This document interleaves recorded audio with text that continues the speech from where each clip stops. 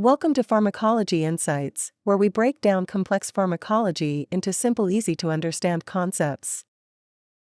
Multiple sclerosis, or MS, is an autoimmune disease where the body's own immune system attacks the myelin sheath, the protective covering of nerve fibers in the central nervous system. This attack causes inflammation, demyelination, and over time, neurodegeneration. When the myelin sheath is stripped away, nerve signals slow down, misfire, or stop entirely. That's what leads to MS symptoms, including problems with movement, fatigue, vision changes, and even cognitive decline.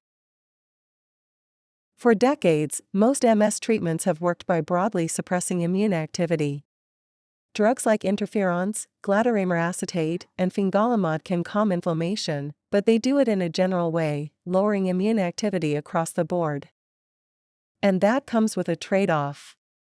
When you suppress the entire immune system, you also raise the risk of infections, virus reactivations, and other immune-related complications. But what if we could tone down that immune attack without shutting down the entire immune system? And that's where Tolebrutinib comes in. In multiple sclerosis, two main culprits drives the disease: B cells and microglia. B cells are the body's antibody-producing cells. In MS, they become overzealous and cross the blood-brain barrier, infiltrating the brain and spinal cord. Once there, they release inflammatory cytokines and antibodies that attack the myelin and damage the nerve fibers. Inside the brain, the resident immune cell, microglia, joins the attack. They release toxic molecules that worsen inflammation and injure nearby neurons. So MS isn't just an immune problem in the bloodstream, it's also chronic inflammation within the brain itself. Tolebrutinib targets a key enzyme called Bruton's tyrosine kinase or BTK. BTK is an enzyme that acts like a master switch in immune cell activation. Think of BTK as a signal amplifier. When a B cell encounters a threat, BTK is switched on and sends a message that says, "Time to attack." It activates several downstream signaling pathways, including NF-kappa B, MAP kinase, and AKT, all of which drives cytokine production and antibody production. In multiple sclerosis, that same process gets into overdrive. B cells end up fueling inflammation against the body's own myelin. Tolebrutinib blocks that signal. It binds to BTK at a specific site, a cysteine residue called cis-481, forming a covalent, irreversible bond. Once bound, that particular BTK enzyme is permanently turned off, preventing inflammatory signals from continuing. As a result, B cells calm down, producing fewer inflammatory cytokines and fewer harmful antibodies. BTK isn't only found in B cells. It's also present in microglia, the brain's resident immune cells.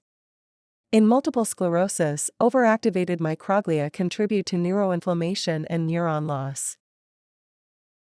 Here's where Tolebrutinib stands out. It is one of the few BTK inhibitors that can cross the blood-brain barrier effectively. That means it can reach the central nervous system and directly inhibits BTK in microglia, reducing their inflammatory activity within the CNS. This dual action, targeting B cells and microglia, makes Tolebrutinib particularly promising for slowing neurodegeneration in MS. Early clinical trials show encouraging signs. Tolebrutinib reduces the number of new inflammatory lesions seen on MRI scans, a marker of disease activity. Right now, Tolebrutinib is making its way through the final stages of regulatory review around the world. In the US, the FDA has decided to take a bit more time, extending its review by 3 months, and is now expected to make a decision by December 28, 2025. If it gets the green light, Tolebrutinib would become the first-ever disease-modifying therapy designed specifically for non-relapsing secondary progressive MS. Meanwhile, the United Arab Emirates has already moved ahead, approving Tolebrutinib in August 2025 for that same indication. And in Europe, regulators are expected to announce their decision in the first quarter of 2026. Altogether, these milestones highlight how much excitement there is around Tolebrutinib's potential, not just as another MS treatment, but as a new option for patients with progressive non-relapsing forms of the disease, who currently have very few effective therapies available. And that's it for today's pharmacology video. If you enjoyed this video, please give it a thumbs up and subscribe to the channel for more pharmacology content.